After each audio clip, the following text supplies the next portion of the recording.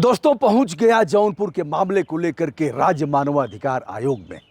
राज्य मानव अधिकार आयोग संवैधानिक संस्था है। जज साहब लोग बैठते हैं, पुलिस के अधिकारी बैठते हैं और उसे पावर है जिसे चाहे तलब कर ले। जहां भी ह्यूमन राइट का हनन होगा वहां वह स्टैंड करेगा।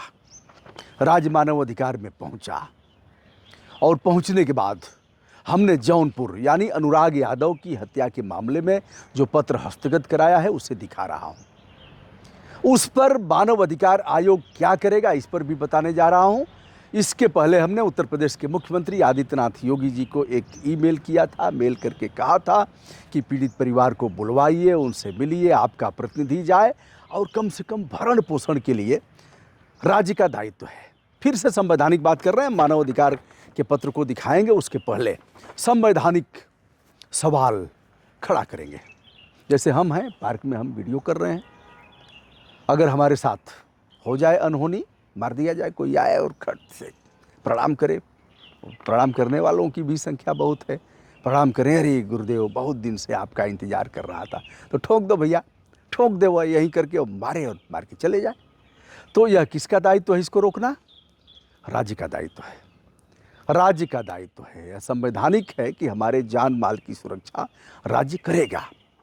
पार्क है तो पार्क में हमारी सुरक्षा करेगा राज्य। कोई अपराधी अगर आया तो कट्टा तमंचा कहाँ से आया, रिवाल्वर कहाँ से आया, पुलिस क्या कर रही थी, इसलिए राज्य क्षतिपूर्ति देता है कि हम आपकी सुरक्षा नहीं कर पाए, इसलिए हम परिवार के लिए ऐसा कर रहे हैं। नौकरी मिलती है, क्षतिपूर्ति जैसा है, इसमें कोई नियम ऐसा नहीं है। वह जो बांटे रेवड़ी, वह शब्द नहीं उसका प्रयोग किया जाता है, विधि विरुद्ध है। बांटे रेवड़ी कौन? बांटे रेवड़ी चीन चीन के दे। ट्रेन में रेवड़ी बांट रहे थे, अरे भैया नमस्ते, अच्छा, तो उसको दूसरी वाली रेवड़ी, पैसा उतना ही लेना है लेकिन अलग अलग। आगे बढ़ते हैं। मुख्यमंत्री जी क्या करेंगे? हमने कहा कि आप देखिए, एक परिवार को बेटियां हैं, 5 बेटियां हैं, एक को नौकरी दे दीजिए, सर्वमान्य।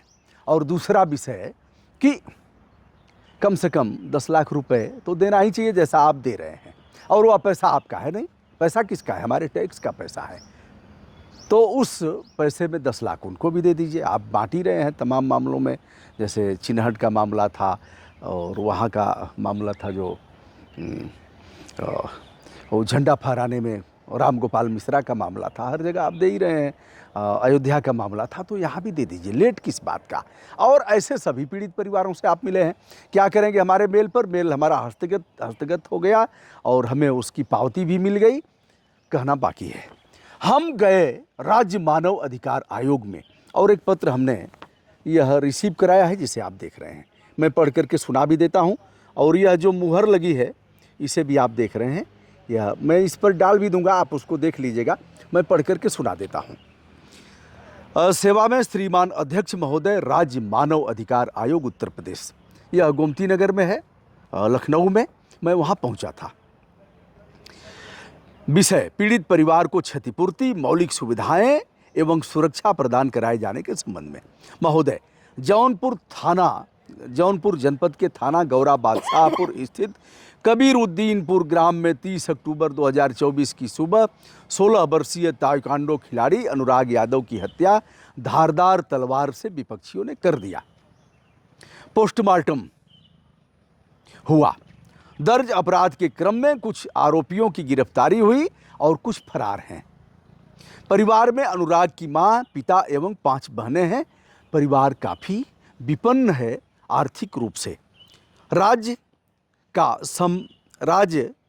का संविधान वर्णित दायित्व है कि लोगों के जान माल की सुरक्षा करे, जिसमें राज्य नाकाम रहा है प्रस्तुत प्रकरण में।